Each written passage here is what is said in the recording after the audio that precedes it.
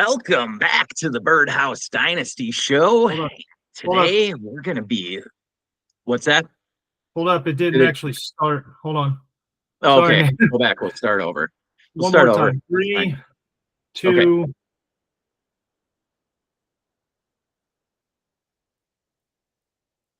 Welcome back to the Birdhouse Dynasty show. And today we're going to get rolling with some value monsters that we see over our past few startups that we've done.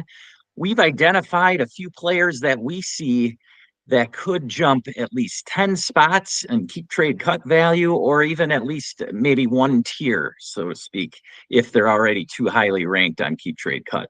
So got Matt here back in the birdhouse, and we're going to do this by position. So we're going to start with quarterbacks, then go to running backs, or start with quarterbacks and go to wide receivers, then running backs, and then give you a few value tight ends that we see out there. So to get things started, we are going to be with the quarterback position, and we are using our Crash and Smash recent startup that we just finished up a few weeks ago. And this league did include IDPs, so keep that in mind. But early on and in general, we're looking at rounds 3 through 8. So roughly players ranked 25 through 100 on keep trade cut. And what we want to do is help you identify some players that you can draft that will actually potentially see good value spike this upcoming season. So Matt, I'm going to give the player and their keep trade cut value, and then let you give a little thought and an analysis on that player, and then bounce it back to me, and we'll go that way. And so we're going to start it off with Kyler Murray. Kyler was taken with the 301 pick at the beginning of the third round reversal by I Am Havdi here. And Kyler's been a hot topic this offseason, just having added Marvin Harrison to his arsenal. And so Kyler is sitting right now at QB 11 at 6,800 in value at the quarterback position. What are your thoughts on Kyler, Matt? Okay. Well, thank you. So yeah, Kyler Murray. I picked him up in a league as well. Wanted to have a share of him because I think at QB 11 on KTC, I think he's undervalued there. I've got him. Let's see. I utilize a different ranking or a different set of rankings, and he's listed as quarterback 9. He went quarterback 10 in this round. However, I think we've seen it. He's going, mid to beginning of second rounds right now. He's starting to go up. So great value taking him here to start off the third round and stack with Marvin Harrison. And it looks like he's also got Anthony Richardson as well. So an incredible first 3 round start out of the 12th spot there. But you and I have talked about this. Kyler Murray, you and I believe, is a top 10 quarterback to start, right, with drafting and how we view him. But as the year goes on, with the added weapons that he has this year, being fully healthy, the addition of Marvin Harrison, let's not forget Trey Benson and what he brings to the table, because he is a big play guy. And then they just recently brought in Zay Jones as well, who's a talented guy, but not really threatening a Marvin Harrison target share type thing, but just more weapons for him, and Trey McBride. So Kyler Murray sitting there with arguably the best weaponry he's ever had. Plus he's mobile and gives you that running upside. And you're getting such a great discount on him, especially in super flex leagues or in 2 quarterback leagues. To be able to pick him up in the third, that's fantastic. Yeah, I think this goes back to if you look at the history of some of your players that are available on the boards for you, you do want to kind of see where maybe they have finished in the past. And if we're talking Kyler Murray, I think in all the seasons where he's fully been healthy, he hasn't finished below quarterback 8. And that includes his rookie season. So you can see the kind of potential Kyler has. Now, we know he had an ACL injury, and that may slow him down a little bit, but I don't see him falling much. I mean, he's still going to be able to roll out and create space for himself, similar to the way that Russell Wilson has done over the past 5-10 years. that we've seen him do his whole career. But, early on, Russell Wilson was putting up good rushing numbers. And part of that for Russ had to do with the fact that he never really was looking to run first. And he was still looking downfield before just taking off after that first read wasn't there.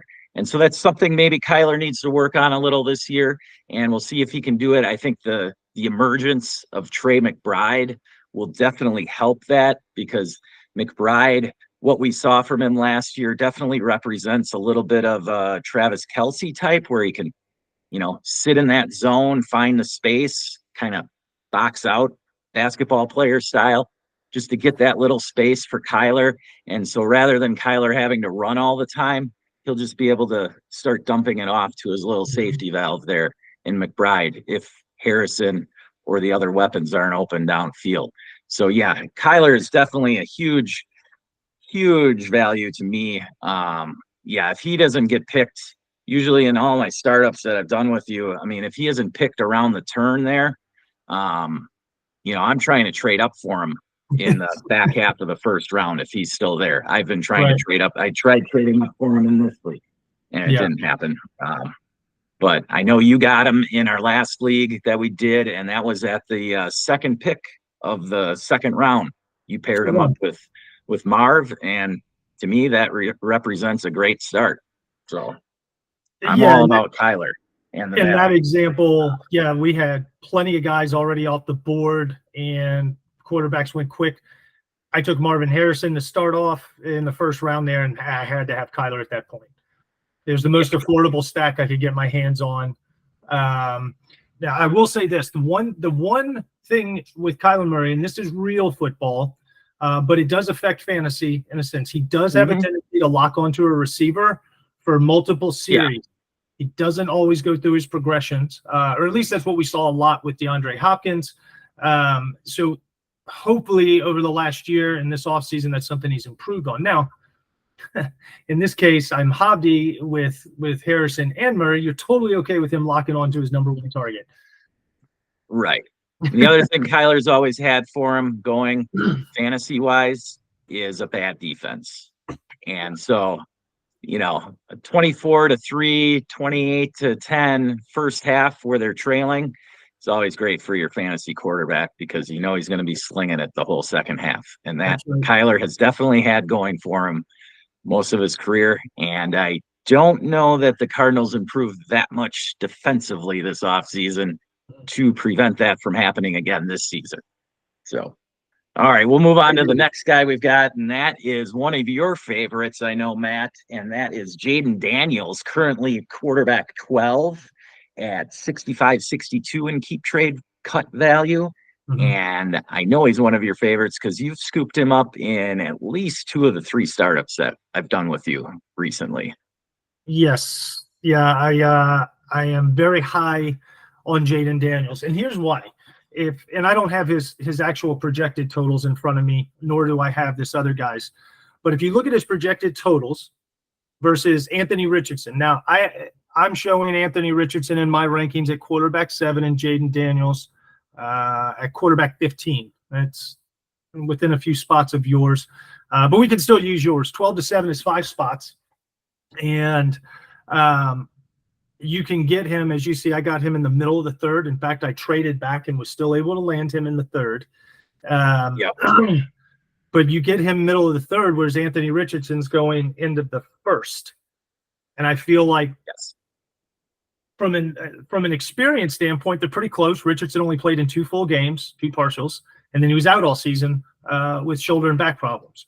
So the experience, Anthony Richardson's way up here at quarterback 7 and Jaden Daniels way down here. You get such a discount with the Jaden Daniels, and I feel like their numbers are probably going to be pretty similar this year. So a wonderful discount there. Plus, Jaden Daniels has a rocket arm. He hit the deep ball at a very high clip at LSU. Now, given he had Brian Thomas Jr. and Malik Neighbors to throw to, that helps a lot. But it's not like he's short on talent here in Washington. He's got Terry McLaurin. Jahan Dotson hasn't proven to be his draft capital yet, but he's only going into his 3rd year, I believe. They drafted Sennett. They drafted Luke McCaffrey. He's going to have the weapons there, and I think he's on a wonderful trajectory to break in and be a top 10 quarterback this year. And with that rushing upside, you cannot discount that in fantasy. It's absolute cheat code. Yeah, and another great thing you want to be looking at in the offseason, like at this point, is how is the guy as a rookie handling the team, handling the locker room. And we've gotten nothing but good reports from JD in Washington about his leadership, and that can take him very far. I mean, that means a lot. Rather than some wide-eyed rookie coming in at 20, 21 years old, Jaden Daniels is a little older, and that's actually going to help him in this case. And at the quarterback position, I definitely don't mind that. I don't care if the quarterback's 20 or 21 or 24 or 25. Quarterbacks can play till they're 35 or beyond. So it's not like drafting some running back or wide receiver as a 24-year-old rookie. All right. And Jaden Daniels has a cannon, has the wheels. We could definitely see Jaden Daniels at this time next year being drafted in startups right around where Lamar Jackson and Anthony Richardson went this year. So that's where we're trying to show you what could represent here in this case, like a round and a half difference in value, because Jaden Daniels, he went in this draft pretty much where he went in the other ones. Some he may have gone a couple picks earlier, some maybe a pick or two later, but definitely right around this area is where you can look to scoop up Jaden Daniels. All right. Yeah. Next up, we've got Trevor Lawrence, and this is a guy who I was able to scoop up in this draft. Now, if you look in this draft, he was actually my third quarterback I took. So I didn't care about positions. This is a startup. I wanted to get value. And when I look at Trevor Lawrence, I know from experience from last season, Trevor Lawrence was going in the first round, right around the same place that Justin Herbert was going. And that was right in the middle of round one. So again, this goes back to what I talked about with Kyler Murray. You look back at the history of these players and see what kind of value their talent represents. And Trevor Lawrence, we know, was the first overall pick in the NFL draft, first overall pick in many of our rookie drafts in dynasty leagues. And so Trevor Lawrence, getting him at the beginning of the fourth round here, to me, it was just too much value to surpass. I couldn't let that go. And now I have the opportunity to, look at Jordan Love or Trevor Lawrence as trade baits. I definitely probably won't be trading Josh Allen. But either of those two guys I can put out on the market and see what I could get if I want to. This is best ball, so I don't have to. But what are your thoughts on Trevor Lawrence there, Matt? Great guy to talk about here. I've got him ranked as quarterback 11 or 23 overall in Superflex. And let's see here. I'm going to compare him to another guy. Now, I did this deal earlier, which is why I'm going to compare the two, but let's bring Joe Burrow into this mix as well. Okay. He's currently going at quarterback 6, 7th overall in the rankings I'm utilizing here. And Trevor Lawrence is 23rd overall, quarterback 11, 5 positional spots. And let's see, what's that? 16 overall spots of difference. So Joe Burrow, why he is going still in the first round versus Trevor Lawrence. Both of them had some injury issues. Both did not put up the numbers they were supposed to last year, but Joe Burrow's insulated by the injury because he missed time and didn't actually play, whereas Trevor Lawrence played through it. So, yes. I mean, and I've made this trade. I traded Joe Burrow for Trevor Lawrence in a future first. For Joe Burrow, what was it, a fourth or a fifth? I love that trade for you. Yeah. Joe Burrow in a fourth for Trevor Lawrence in a first. And I got to tell you, I consider him in the same tier of quarterbacks. Joe Burrow might just be at the top of that tier. Trevor Lawrence right now, after last year's production, a little bit bottom because of the injury insulation. Fine. But everything that Jacksonville has done this offseason is insulate Trevor Lawrence. They've given him a massive extension. Yeah, you lost Ridley, but you brought in Gabe Davis. You drafted Brian Thomas Jr. Let's see. You still have Christian Kirk, and you still have Evan Ingram. Everything points to them being, this is it. We're bought in on him. He's the number 1 overall pick. We extended him. We gave him weapons. Let's go win. I love Trevor Lawrence. I think this is a perfect example of tearing down, accumulating the value there, because his value is going to go up. He's not going to sit there forever. He's not going to sit 23 in a super flex ranking. It's going to rise. I think Joe Burrow doesn't have that room to grow in value that Trevor Lawrence does. So I like the pick here, especially at the 4-1. Having Josh Allen, having Jordan Love, it puts you in a wonderful position for, like you said, for trade bait, whether that means bringing in players that can help you win, stacking draft capital, or what have you. Yep. And then in the following draft that we just are still working on right now, that's the Monster 53-man draft we're doing. In that one, just like you did with Joe Burrow, in that one, I picked Jordan Love at near the beginning of the second round in that one. Mm-hmm. And the guy right after me mentioned that he was upset that I took Jordan Love right before him. So I said, well, what will you give me for Jordan Love? And he was willing to give me his next 2 picks, his 3rd and 4th round picks. So I went ahead and took that. And with his 3rd and 4th round picks, I actually picked Trevor Lawrence and Brandon Ayuk. So you tell me, do you like Jordan Love or Trevor Lawrence and Brandon Ayuk? I mean, I do like Jordan Love a lot. All right. He has great potential going forward and everything, but that's the same thing that Trevor Lawrence has. I mean, either of those guys could have better stats this season. They both have the weapons, as you mentioned. Jacksonville retooled. I mean, to me, it's even a better retool that they did. I mean, the guys that they brought in, Brian Thomas and Gabe Davis, fit better as the outside guys. And then you can move Christian Kirk into his more natural slot position. And then, of course, he has the safety blanket in Evan Ingram and ETN to dump off to. And so I think it could be a more efficient Jaguar offense this season. Their division has gotten stronger, so that could lead to maybe more shootouts for them.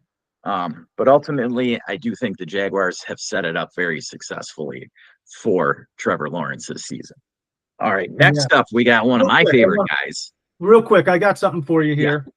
And we're going to talk about, let's see, you said what would you rather have, right?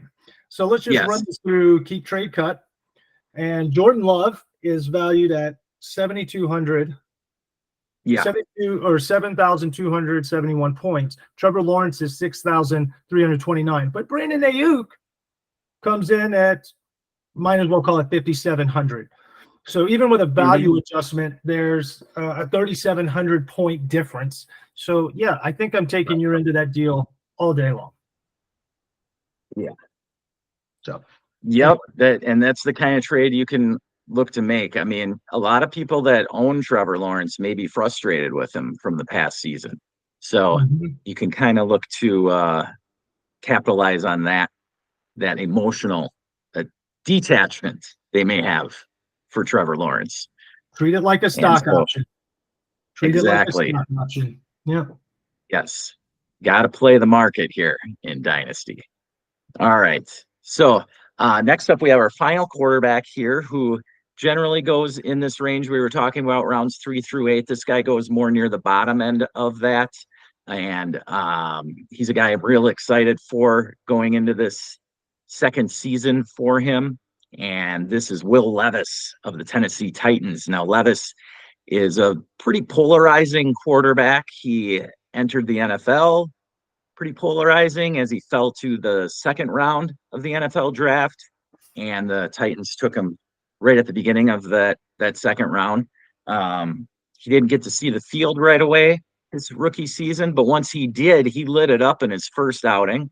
And I think a lot of us see that potential from that one outing.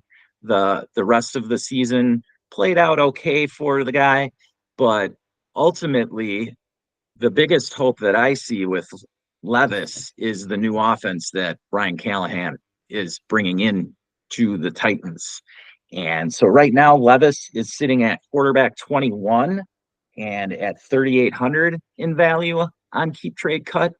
I see this as a monster opportunity. I mean, yeah, and I'm sure you'll talk about it, but the weapons that Tennessee has brought in for him, there's a great opportunity here for Levis to become potentially a top 10 quarterback.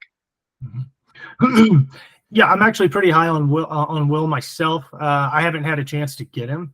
He tends to go a couple of picks right where I'm ready to draft another quarterback where I can get him.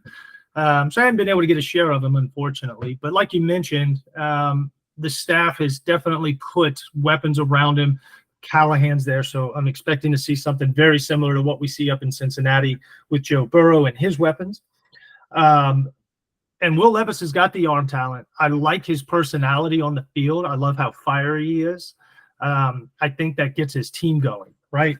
But he's got DeAndre Hopkins. Yes, he's older, but DeAndre Hopkins is a freak, an absolute freak. His catch radius and his ability to bring in balls, even at his age now, is incredible. Brought in Calvin Ridley. They still have Treylon Burks, who's never really hit his potential, but he's there. But they added Tony Pollard after losing Derrick Henry to add with Tajee Spears. Now, that's an interesting pairing because I actually have them profiled very similar in the way that they play. But Tony Pollard's not old, and he doesn't have a ton of miles on his wheels because outside of last year, he operated mainly as the complementary back with Zeke Elliott in Dallas. So you've got two pass-catching backs that have great burst out of the backfield as well. And then let's not forget Chig. Very highly, I don't want to say too touted, but he was looked at in a very positive light as a prospect coming into the league. You started to see him come on late once Will Levis took over last year. So he's got tons of weapons there. And I think with this coaching staff in Callahan, it gives him the chance to actually develop into a good starting quarterback. And they've given him the weapons to make his life a lot easier. Guys that can go make him look better than some of the throws that he makes, right? So absolutely. And where you're don't forget him, Tyler Boyd. Tyler Boyd they brought in too. That was a sneaky addition Callahan brought over with him from Cincinnati. And that just helps, fill that locker room, that wide receiver room, who already had two solid veterans there with Hopkins and then the addition of Ridley. Now they bring in Tyler Boyd, who's familiar with the system. I mean, I'm not expecting monster numbers from Tyler Boyd, but I'm expecting him to help Levis develop some consistency passing the ball in this new offense. So I think that's what a young guy needs at the quarterback position. And as you said, I think we can see that he is a leader and he wants to succeed. So I think the Titans are giving him every opportunity. He is a little riskier in picks, and that's why he was going like he went in round 8 of this draft. But I know I've scooped him up in a couple of drafts, and I like the excitement his game brings and the definite opportunity that he could put up monster numbers this season. Yeah, actually, you mentioned Tyler Boyd and what he's going to be able to help Will Levis with, right? Being a veteran, knowing the system, running the routes he's going to be running to make his life easier. Very similar to what Adam Thielen was supposed to be last year and was for Bryce Young, especially early, right? He was a quarterback I wanted to mention too, because as you can see, several picks later, I took Bryce Young. Now, Bryce Young's actually ranked 4 positional spots higher in my rankings. I've got Levis at 22, Bryce Young at 18. But Bryce Young goes 24 picks sooner, but by rank. I got great value on him being back. But again, it's a new coach, a new offensive system, 2 young quarterbacks. I feel very strongly about both of them having good years. Now, are they going to break into that quarterback 1 conversation? I don't know, but I know that they can move up from 18 and 22. Yeah. I think that Levis profiles as he's the more prototypical 6'4", tall in the pocket type, Josh Allen almost looking quarterback, right? Whereas Bryce Young, obviously his stature isn't big. I guess what Bryce Young could develop into is just a solid quarterback 2 that you could count on. Right. That's what I think you're hoping for with Bryce Young. I don't see him jumping into the top 10, I guess, but he definitely could produce solidly for you where you got him. And then the age, him being so young, represents the value there for Bryce Young. And having watched my Tampa Bay Buccaneers and Dave Canales, what he was able to do with Baker Mayfield last season, and then the year before he did with Geno Smith, I think he's got a good project on his hands with Bryce Young. And, you know, I think the arrow's only pointing up. It can't really go any further down than what it did last year. So and that's where I'm at with it. It's last year was so bad, you can only get exponentially better with what we've seen historically with this coaching staff, right? Right. And Levis didn't have a bad year, but he was obviously a rookie. You could tell that. He had some games where he looked like he could play in the Super Bowl right then, and then he had games where he looked like he didn't belong in the NFL. But that's what you're going to get sometimes with a rookie, you know, but now he's got weapons. Both of these guys now have tons of weapons around them with coaching staffs that are proven to actually win offensively. So lots of potential growth there for both guys. Yeah, and if we look around the area where, you know, where you're grabbing Levis, okay, the quarterbacks in that area around him. So you're taking a bet on Will Levis versus Deshaun Watson, JJ McCarthy, Drake May, Baker Mayfield, Kirk Cousins. So you can see where I don't know that any of those guys around there, other than maybe the rookies in Drake May and JJ McCarthy, I don't know that any of those other guys actually represent guys who could vault themselves up into the area where they'd be maybe getting taken in the second or third round of startups next year. That's what I'm looking at. Will Levis actually represents the talent there that he has and the weapons. So the kind of numbers he could put up this season, I could see him potentially going up near the second or third round of startups next year. Yeah. And so that's where I'm kind of looking at it. Most of these other guys, you know, other than, like I said, Drake May or McCarthy, if they had a monster rookie season, they could obviously jump up there as well. But when you're looking at Watson, Baker, Cousins, even Bryce Young, I know you like Bryce Young. Where I'm coming from with Bryce Young is I don't know that he vaults that high. I think he could move himself up to the Jared Goff area, all right, to the 4th or 5th round with a good season. I could see him going there potentially as well. Yeah, I agree with you. I don't think he profiles out as the guy like Levis that could make that jump because he's not the prototypical quarterback. He doesn't have the same arm strength. So I completely understand there, but it's really just like you said, being able to accumulate more value over the course of the season. You can't get any worse for him. So, and it's also in there for comparative purposes to see what's available in that area. His age is the same, coaching staff changes the same, weaponry is the same. So the values actually with Levis, you can see here in this draft that Levis was valued more than Levis went ahead of Bryce Young, and I think Levis went ahead of Bryce Young in all of our drafts we did. I just find it odd how the keep trade cut value, still has like an 800-point difference between the two.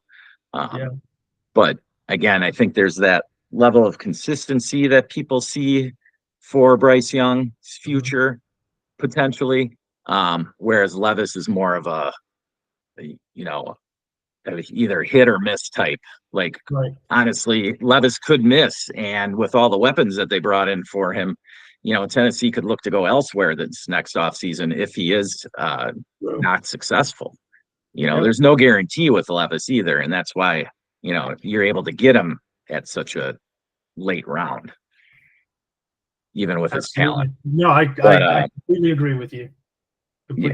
All right, let's move on to the wide receivers because there's obviously a lot of guys in here that we could talk about with value fluctuation, but we're going to focus on a few.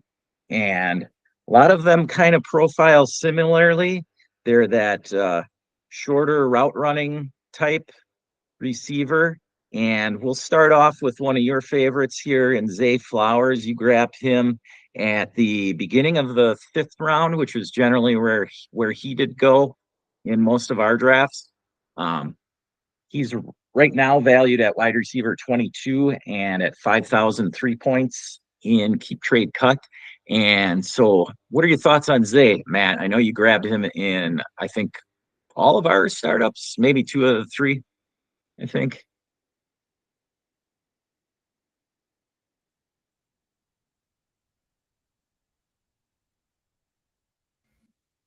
Sorry about that. Accidentally turned There we on go. mute. Now you're back.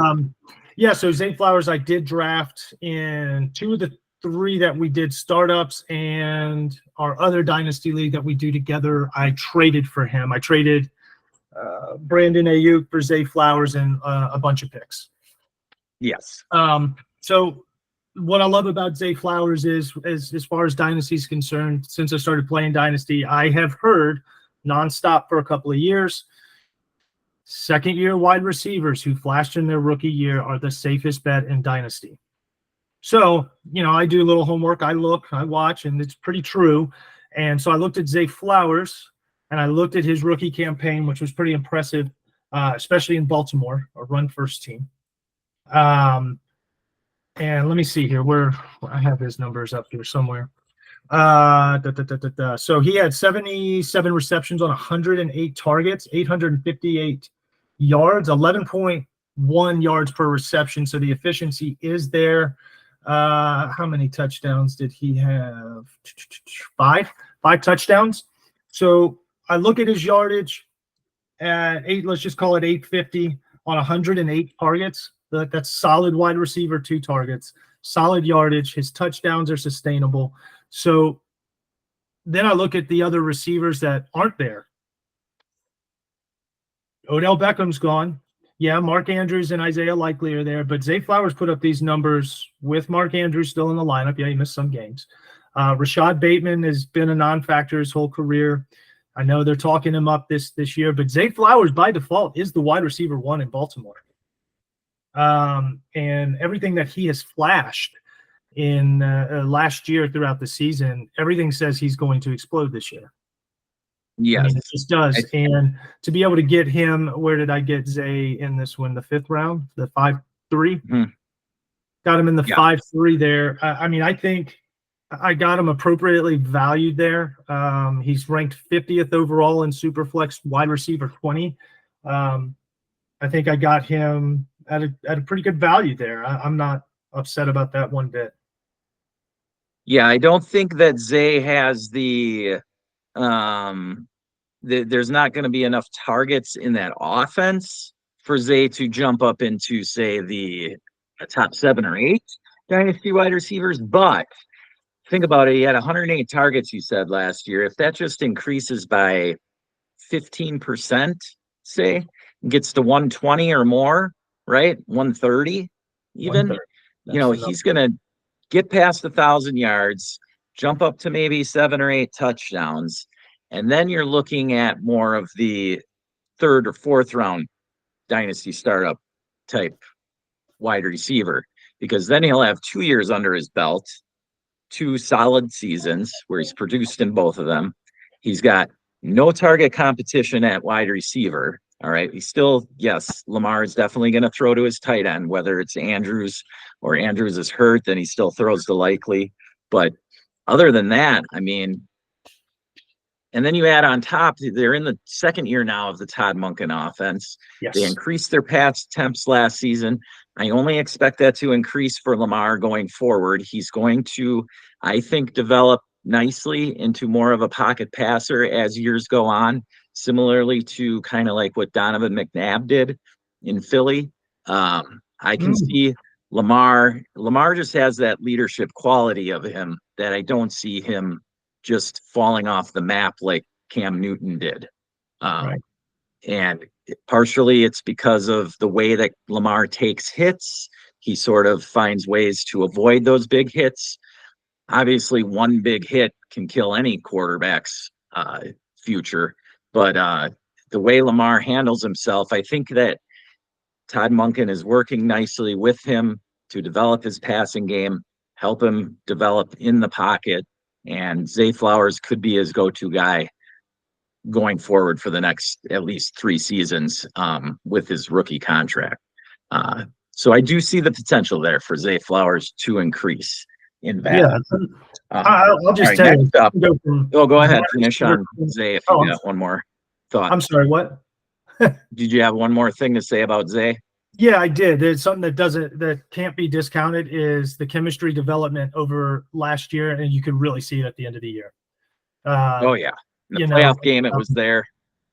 It was all there, and I think, yeah, he's a little guy, but as you'll see throughout all of our shows, I like little guys. I'm a little guy, but in today's NFL, little guys can be kings too.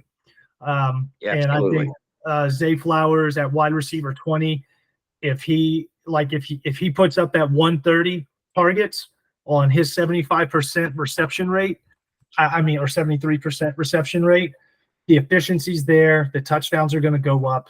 He could finish as a top 12 receiver, and you're getting fantastic return on your investment in the 5th round. Absolutely. Yeah. Yep. So now the next guy we've got, another little guy, and that's with your Houston Texans, and this is Tank Dell. Tank Dell obviously was an outlier last season. He right now has vaulted all the way up to wide receiver 19, valued at 50-65. So he's slightly higher actually than Zay Flowers. Value-wise, I'd keep trade cut. Now I haven't seen him actually drafted ahead of Zay Flowers. And really the only thing against Tank Dell's rookie season was the concussion, the injury that happened. Now this offseason, he's dealing with a gunshot wound as well. And you add into the mix Stephon Diggs. But that said, you cannot deny the chemistry he has with CJ Stroud. The fact that Stroud wanted the Texans to draft him, they went ahead and followed their quarterback's advice and drafted him, and he exploded onto the scene. There's no other way to say it with Tank Dell. What are your thoughts on Tank, Matt? Well, I love Tank Dell. Love me some Tank Dell. Last year he had 75 targets, 47 receptions, 709 yards, 15.1 yards per reception. That is very efficient. That is amazing. Now, is that sustainable? I don't know, but the way that he is utilized to run routes, maybe. He also had 7 touchdowns. 7 touchdowns. That's high for missing as many games as he missed. If you look at his numbers, he was on track to have an awesome season. And then you look at his returning wide receiver mate in Nico Collins, his numbers, he had 80 receptions on 109 targets, just shy of 1,300 yards, 16.2 yards per reception, and 8 touchdowns. Now, the interesting part here is Nico Collins is going, what did we see here, in the 4th, 5th? He went at the end of the 5th there. That's incredible value. Nico, I've been seeing him go around the 4th round, usually. Either which way there, Nico Collins got a much higher price tag because of his extension and the numbers that he put up. But Tank Dell, and this cannot be discounted. You mentioned he's Stroud's guy. And when they asked Stroud to put together his fantasy team and all the receivers that he still picked Tank on his fantasy team. When Stephon Diggs signed with the team and Stroud was doing photos and working out, it was Diggs, Michi, and Dell, not Collins. And I don't care what any analyst or dynasty guy says. I like Nico Collins. I have a share of Nico Collins. Tank Dell is Stroud's guy. He's going to finish as the wide receiver 1 in Houston. Barring injury, you can't predict injury and you can't bank on that. But the numbers are in his favor. The chemistry is in his favor. And if anything, I think Diggs actually hurts Nico Collins' value in production more than it will Tank. So, that's my take on it. I love Tank. I think he went 6th round in this draft. That's pretty darn good value for the wide receiver 20. And I would have loved to have stolen him a few picks later. I think ended up going with T. Higgins, and I'll talk about him a bit later as well. But Tank Dell is he's primed, man. And I know he broke his leg. I know he got gunshot, but he was at minicamp and he was, working out at OTAs. His ability to bounce back and recover is incredible. Yeah, it definitely goes to show his toughness, mental toughness to bounce back like that. If we look at this draft here, he went at the 604. You had George Pickens going 3 picks before that. So I had my choice between Pickens and Tank Dell. I went with Pickens. Could argue Tank Dell easily.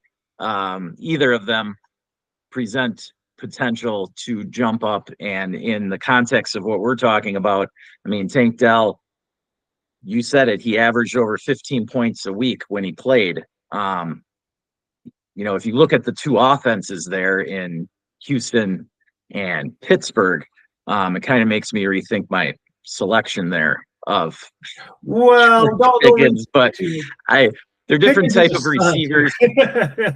Pickens obviously has a lot less competition for targets. Yes. Unless Ayuk ends up getting traded to Pittsburgh. But we do know the history of the Arthur Smith offense. And so maybe George Pickens can debunk that. And we'll see. But Tank Dell is definitely Stroud's guy. Arthur Smith was a good coordinator in Tennessee. So right. Hopefully back in the coordinator role, he kind of finds that Tennessee play calling as opposed to him being the head coach and that play calling, because there's still, and I know Russell Wilson, I know he's kind of really regressed as he's gotten older here over the last few years, but some of that could be situation in Denver. And an inability to play more to his strengths the last year or two that he was in Seattle. So, Pickens could have a great year. Like you mentioned, no competition behind him. His profile and prospect evaluation, his size, Pickens could be a stud. He could finish as a top 6-7 receiver this year, just in volume alone. Pickens was one of the guys that got left off our list here, but I had him there. You could throw him in as an honorable mention because, as you said, he definitely could finish as a top 10 wide receiver this season now. All right. Because he increased in production last season with absolutely mediocre quarterback play. So you can't deny that. The talent is absolutely there with the guy. And having the pedigree, I don't know if you remember watching his dad play, but Carl Pickens and the way George Pickens plays, they're like mirror images of each other. The way they go up, get after it, and just play hard. And Carl Pickens did it for a good 8 to 10 seasons, catching those balls from Jeff Blake. If you remember those monster bombs, nobody had a more beautiful deep ball than Jeff Blake back in the day. And so Russell Wilson does have a pretty sweet looking deep ball. If he can get it accurate downfield, George, I think that we could see a really good season from Pickens. Okay. But we'll move on to the next guy on the list. I've got Jaden Reed, and that is wide receiver 31 on Keep Trade Cut right now, valued at 4,200 points. He's one of the top options for the Packers offense and Jordan Love. And I'm excited to see what the role will be going forward for Jaden Reed. Matt, what do you think of Jaden Reed and where he's slotted in here? Okay, so unlike most of the guys we've talked about, I'm not high on Jaden Reed.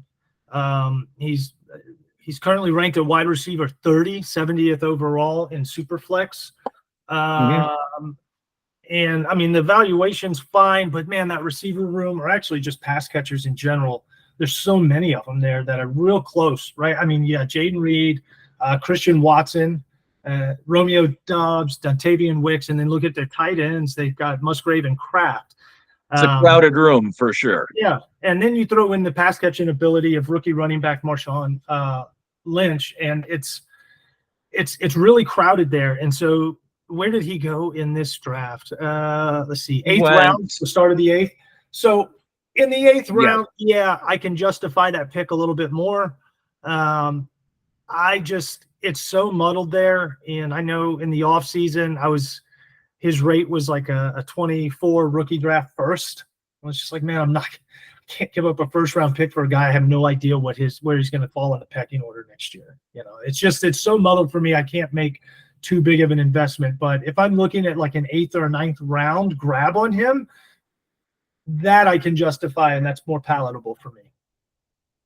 Yeah, Jaden Reed definitely represents one of those guys who falls into that awkward range, and there's many of them in Dynasty, that awkward range of I'd give him up for a first, but I wouldn't give you more than a second for him.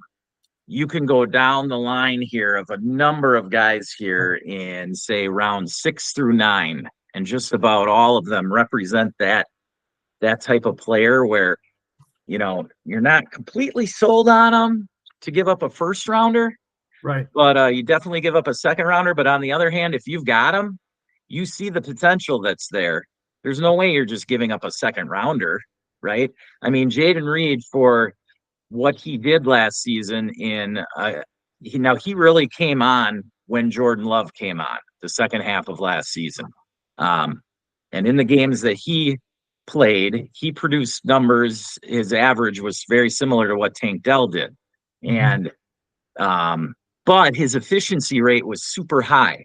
Now, what will the Packers do with him this season? Will they put him actually out there in like the starting sets? Because technically they lined up Christian Watson and Romeo Doubs as the 1-2, and Jaden Reed was the 3. Now, if they go into more, what would be 11 personnel, then they'll have him out on the field to start with, and you could see the numbers of targets increase for Jaden Reed right off the bat. Now, Jaden Reed also similar to Deebo Samuel, who if you look at this draft board, I had a tough choice there. I almost took Jaden Reed and Deebo instead of taking Derrick Henry, but instead I took Derrick Henry and Jaden Reed, and then I traded up to get Deebo a few picks later. But Jaden Reed kind of represents a similar style of Deebo Samuel. Now, he is about 30 pounds less than Deebo. I don't think the Packers are going to line Jaden Reed up in the backfield if one of their running backs gets hurt. Yeah. But Jaden Reed, they manufacture touches to him is the point. They get him jet sweeps. They give him the opportunities inside the red zone because he has a nose for the end zone. And, yeah, he did have 11 rushing attempts on 120 yards for 2 touchdowns last year. So there is that upside as well. Yeah. Yeah. I mean, that's not nothing. That's not getting 3 or 4 jet sweeps for the whole season. That's actually something that's in the game plan every week for the Packers. So I guess the way I look at it, Christian Watson is super injury prone, comparatively speaking. Yeah. And he had one quad bigger than the other, right? Or one hamstring bigger than the other, and that's what was causing his hamstring problems. Right. That's what's shown up. Now, I think that almost all of us have one hamstring that's bigger than the other or whatever. I know for my track days that they taught us to just fall forward, and your stronger leg would be the one you would push forward to help stop your fall. Yeah. And that's how when you went into the blocks, that would be your front leg. So one leg is technically, for most people at least, stronger than the other. Yeah. Now, I don't know if it is as extreme as Christian Watson's dilemma he had going on, but he's working on that.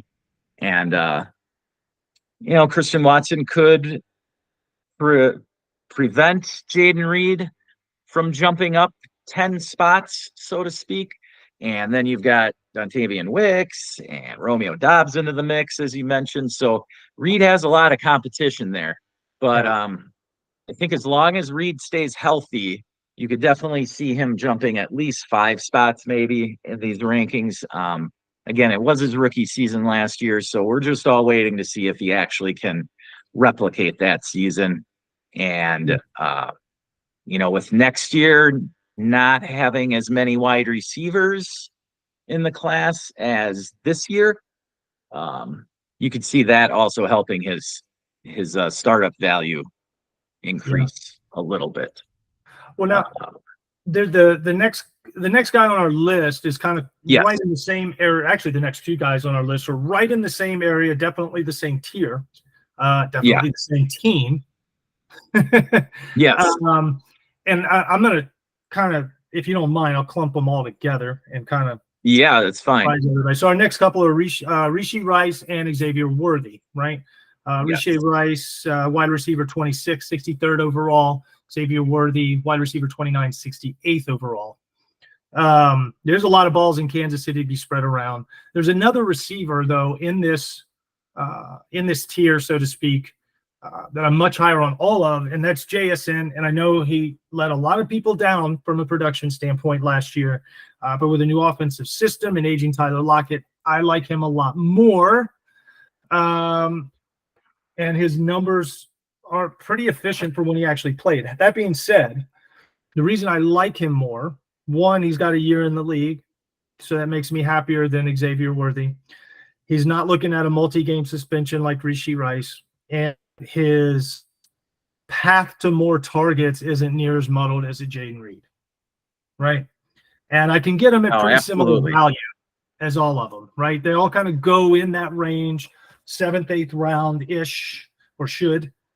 Sometimes one may go around earlier than the other, but depending on preference and the league you're drafting in. But they're all kind of in that little range and clump in ranking and in ADP.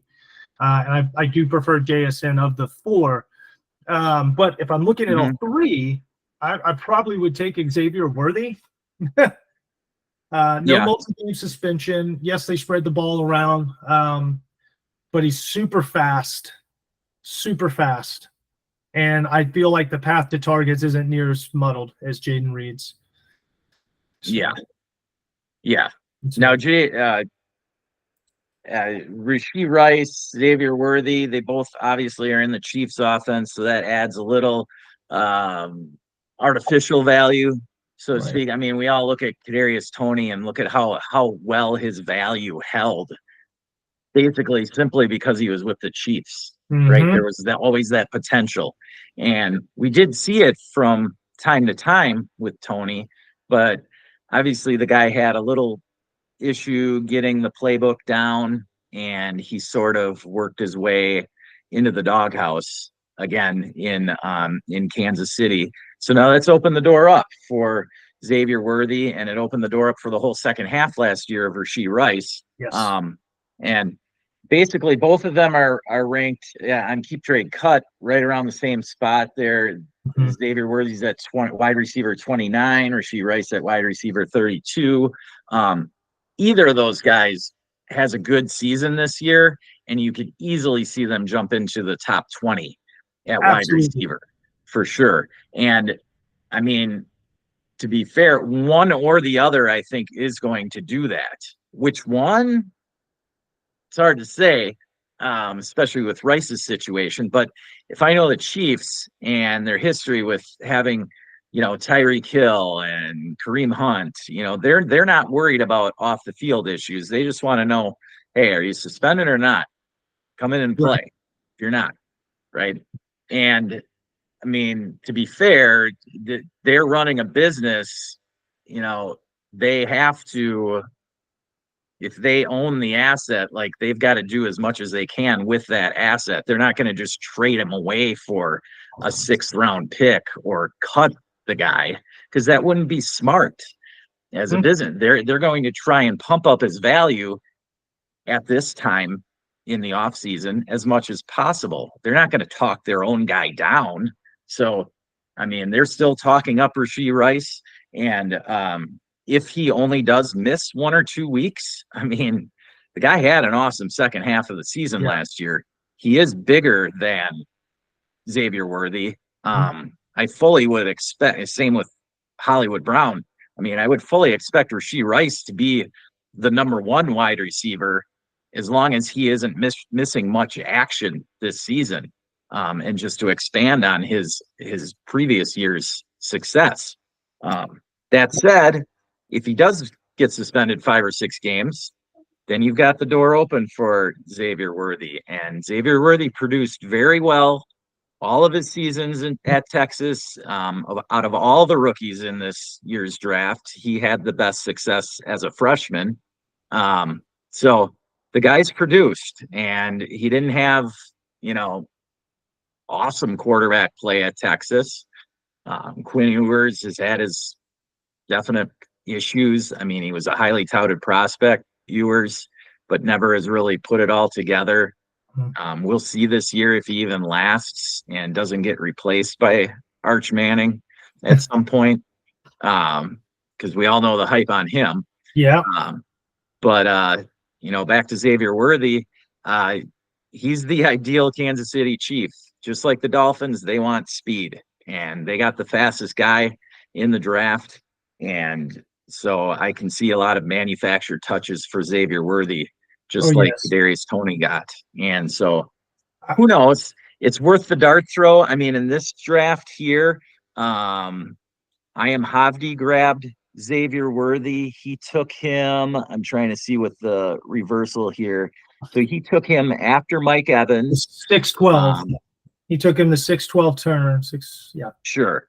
I definitely like him over Jordan Addison based on situation. But as you said, I do like JSN more because of the opportunity that new offense in Seattle represents. They're going to throw the ball more than they have at any time in the Pete Carroll era this season. And I don't see DK Metcalf's targets putting any kind of hindrance whatsoever on JSN's targets. The only thing hindering JSN from going from, say, 100 targets up to 130 targets really is Tyler Lockett and how much of a role he really has this year as his age goes up. Obviously, Father Time never loses. And so we'll see how long Tyler Lockett can produce there. But JSN's been in crowded wide receiver rooms before, and he's found production with, Garrett Wilson and Chris Olave around him in the Ohio State wide receiver room. So I think I like JSN like you I do too. And I think with McDonald, right, Mike McDonald now running the show there. I mean, he had 93. JSN had 93 targets last year. Now, it wasn't nearly as efficient with Geno Smith. There's a massive difference, right? That's the other thing I wanted to say. JSN, I love him, right? But it's still Geno throwing him the ball as opposed to Patrick Mahomes throwing you the ball. So there's that factor. But like I said and you've said, I think his path to more targets is going to be there. I think they're going to spread the ball around and not just try to hit Lockett or DK so much. Ultimately, Geno Smith has to make that choice, but I think there'll be more schemes and more routes given to JSN that would be conducive to him getting more first look percentage shares and second looks as opposed to third or fourth. Yeah. Ultimately, these guys are all in the same tier, and I'm in favor of taking a dart throw on any of them personally. So you can't go wrong. This is the area, honestly, in startups where I like to trade back to the most, trading the third, fourth, fifth rounders, trading back and trying to pick up a future first and landing a pick here in the seventh, eighth round. So you can grab a guy like this who's, going to put up similar numbers to a wide receiver in that range. I mean, look at the wide receivers taken in that area. You got Brandon Ayuk, Jalen Waddle, Rome Odunze, Stephon Diggs. Those are the guys that were taken in the fourth round. Well, you grab one of these receivers, they're pretty likely to put up similar numbers. Like if you compare, I don't know, George Pickens to Jalen Waddle, what were their number differences last season? George Pickens, Jalen Waddle. Let's see here. Give me a second. Keep going, but I'll get you here. Okay. Yeah. And the point is if you can drop down 2 or 3 rounds in a startup and acquire extra draft capital, whether it's in the terms of a future draft pick, say a future 25 first, or an extra pick in the startup, say another 10th rounder, 11th rounder, something like that, where you can scoop up a point producing veteran there. Either way, you gain value and you gain points on your roster, in your starting lineup. So that's numbers are pretty always, similar. yeah, these Yeah, what was the difference in points? So, points I don't know, but I can tell you this. George Pickens had 106 targets. Waddle had 104. Pickens had 63 receptions. Waddle had 72. Both had over 1,000 yards. Pickens had about almost 1,200. But the touchdowns is the big difference there, right? So Pickens had 5, and let's see, Waddle had 4. So their touchdown production is so much lower, where some of the other guys above them just had more touchdowns. So they're both in line for positive touchdown regression there. Yeah. Sure, absolutely. And like you said, their target numbers were almost identical. Yeah. They're both in between 100 and 110 targets. And, whether either of those guys' targets goes up this season remains to be seen. But you can expect at least similar numbers. Same with JSN, same with, T. Higgins, roughly right in that same area. So, yeah. And then you added JSN, I added Keon Coleman here. Now, Keon isn't a guy I've been able to draft at all. He's right now ranked at wide receiver 33 on Keep Trade Cut, at 3,967 points in value. Keon's a guy I'm not head over heels on. I watched the guy every game he played last year at FSU, and I loved his talent. He did seem to fade out of the ball game from time to time, but then FSU was able to manufacture touches for him by putting him back on punts. And so that's where, in his prospect profile, at the combine, he did run a slow 40, but then you could see that his game speed is much faster than that. He ran the fastest shuttle drill of any receiver at the combine. And if you go back to last season's combine, you'd know that was what Puka Nacua highlighted with his combine numbers. And so you can see where sometimes the numbers of the 40-yard dash get a little overrated. And you want to know what actual game speed is. I think that's more important. And so, what are your thoughts on Keon Coleman, Matt? Well, he's kind of an outlier to this group of receivers that we're talking about, right? Yeah. Most of the receivers we've been talking about, they fall in like tier 6 and 7, and I've got Keon Coleman in tier 9 at wide receiver 47. Now, some of that is draft capital. Right, he is a day 2 guy as compared to some of the other guys that have a day 1 capital. But I mean, his path to targets is pretty clear. I mean, he's got Dalton Kincaid, who I believe will be the target monster there. He'll be the target leader this year because he's got the built-in chemistry. He performed last year at a high level. The only other guy I think in the pass catching room that could really get in the way that's got chemistry is Khalil Shakir, but they're 2 totally different skill sets, 2 totally different types of receivers. I know they added Curtis Samuel, but I mean, this is an offense that vacated a lot of receptions or targets with Diggs and Gabe Davis gone now. So he's in great position. It's just I looked at him as being more raw, I guess, as opposed to polished to some of the other prospects. So I have him listed a little bit further down. I got a share of Keon though. I'm curious to see what happens, and I want to have a share of it if and when it does. Yeah, I think that Keon Coleman's a guy who, so he was together with Jaden Reed back at Michigan State 2 years ago, and Jaden Reed actually outproduced him there.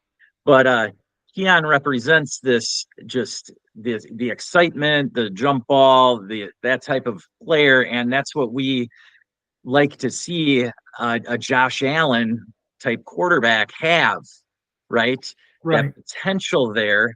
And I think that Keon Coleman will probably play the Gabe Davis spot in that offense. And I think that Keon Coleman has better physical attributes than Gabe Davis had. And so we see that excitement, and that's something that you can capitalize on. You said you got a share of him. Now, that doesn't mean you have to hang on to him, right? This is Dynasty. Yeah. So, let's say the first 2-3 weeks, Keon Coleman has a couple of 100-yard games and maybe a couple of long touchdowns. Trade block. If you've got a strong wide receiver room around him already, that's where you can look to capitalize elsewhere and maybe improve your team in other spots. Yeah, no, absolutely. Yeah. In fact, you brought up something very good. The jump ball and his contested catch rate is pretty darn high. And really, for the Bills, he's a great fit for the Bills. And I know that's why they drafted him to start off that second round. And I get it. I don't understand passing up and trading back and back and back and letting Kansas City get what they got. However, he makes a lot of sense for them and being that jump ball or contested catch, because I'm not saying he prospects or profiles out like Randy Moss, but if you look at Randy Moss early in his career, ran a lot of fly routes, skinny post, just utilize your speeds and your hands. And his game speed, along with his hands and contested catch abilities, I think he's going to look like a young Randy Moss in what he's asked to do, right? Run deep and go grab that ball. Go get the 50-50. Yeah. And I think it's going to be great for Josh Allen. Yeah.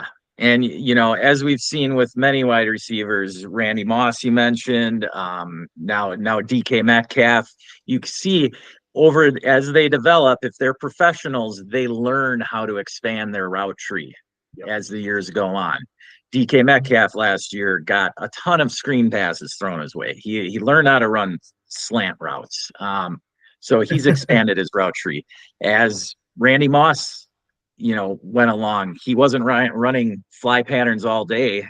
He learned how to be a possession type receiver once he was with Tom Brady in New England. I mean, he was running 10-yard outs and catching clutch passes for first downs. So just because they come into the league as a fly pattern only type receiver doesn't mean that they can't grow up as individuals and expand their route trees. Right. So that's did you have anybody else? I know we were going to talk running backs and tight ends, but we're going to leave that for the next show. Did you have any other thoughts just in general on the process here of the 3rd through 8th rounds, if you want to add something here, and what the strategy behind why we'd want to draft these types of players? Yeah, sure. So, and I've done this in a lot of startups this year. Actually, in the one we're doing now in that 53-man roster, I've traded out of my 3rd and 4th picks and accumulated multiple picks in like the 5th and 9th round or 7th round. I really like this area of the draft because there's so much value to attain here that could potentially put up the numbers of the guys that are being drafted in the rounds ahead of them. And that's why I like to stack so many picks in this area. You want to give me a future 1st and your 5th for my 3rd? Let's go. All day. All day I'll do that. You want the same deal for my 4th? Come on. I will trade all of those picks and kind of alleviate the risk of bust potential, right? Because I think that's the nervous part of those the 1st, 2nd, and 3rd round is this high draft capital. I don't want to be wrong and hit the wrong guy. And in Dynasty, it's easier to recover from that to some extent because of insulated value and being able to trade guys on names. But I'd rather just eliminate that risk and take 3 or 4 picks in the 5th and 6th and a couple more in the 7th and 8th. I just think there's so much value there. Why not? Why not? If you go and do the homework and look at the numbers, you look at target share, you look at targets, you look at yardage, you look at receptions and touchdowns, and you'll see what's sustainable and what's not. And you'll find a lot of those guys that have those sustainable numbers that can increase in that 5th through 9th round. Absolutely. Absolutely. And that's the name of the game here. You play it like the stock market. So I like to say process over players. Right here is what we're looking at. You develop a process and you stick to it. You don't let emotion overtake yourself. There's nothing wrong with liking a guy, right? Like there's a lot of people out. George Pickens is a hugely polarizing player, right? Mm-hmm. And you've even seemed to turn the corner on George Pickens. but it's a numbers he's, game, man. he's an exciting player, and you want to have fun when you own guys, right? But you want to do it in the right way. You don't want to be trading up 2-3 rounds to a draft spot just so you can make sure you get your favorite player when you're killing yourself in value to do so. I mean, now it helps when you're playing in multiple leagues, and I play in a number of leagues. You do too now, and so you can kind of diversify your portfolio, so to speak, that way, and you can get a couple of your favorite guys on certain teams that way. But ultimately for me, I kind of just leave that for redraft. If I really like a guy, I'll get him on my redraft team. So. Yeah, I mean, look, I'll give you an example. I do not like T. Higgins. I don't like him as a prospect or on my fantasy team, but he fell to me at the 6'10", which is way too far for T. Higgins to fall. So I drafted T. Higgins knowing full good and well I was going to trade him. 2 days after the draft ended, I traded him for Ramondre and a future first. Yes, I knew T. Higgins is a great example. Not to take, He's a great example. He's somebody who, I mean, likely now isn't going to get traded, but could easily get traded right after this season and jump in value just because he goes to a team that's without a solid wide receiver one, and he is looked at as the alpha. And when he becomes the alpha for his new team, there's a guaranteed rise in value. It happens every time. And it really doesn't matter what kind of stats he puts up this year, because he's maintained this value to this day, despite, I mean, what's the highest season T. Higgins has actually finished? Has he even, I know he doesn't have a top 15 season. He may have one top 20 season, but the excuse is there with the injuries. Every year, it's the same excuse for T. Higgins not producing. Yeah. And then you add in Jamar Chase is on the other side. So there's always a built-in excuse for T. Higgins. And I don't see his value dropping anywhere from where it is right now, just about no matter how well he produces this season. Yeah. I mean, almost the best thing that could happen to him is he tears an ACL in week 1 and he just sits. And his value just stays right where it's at. Then he gets traded to the Carolina Panthers next year, and he's along Deontay Johnson, and he's looked at as the number 1. Yeah, and his value will go up. Landing spot. Yeah. But anyway, that's what we've got for you today. As I mentioned earlier, we're gonna look at running backs and tight ends in our next show. Thank you for joining us today. And as always, never stop working. That's it.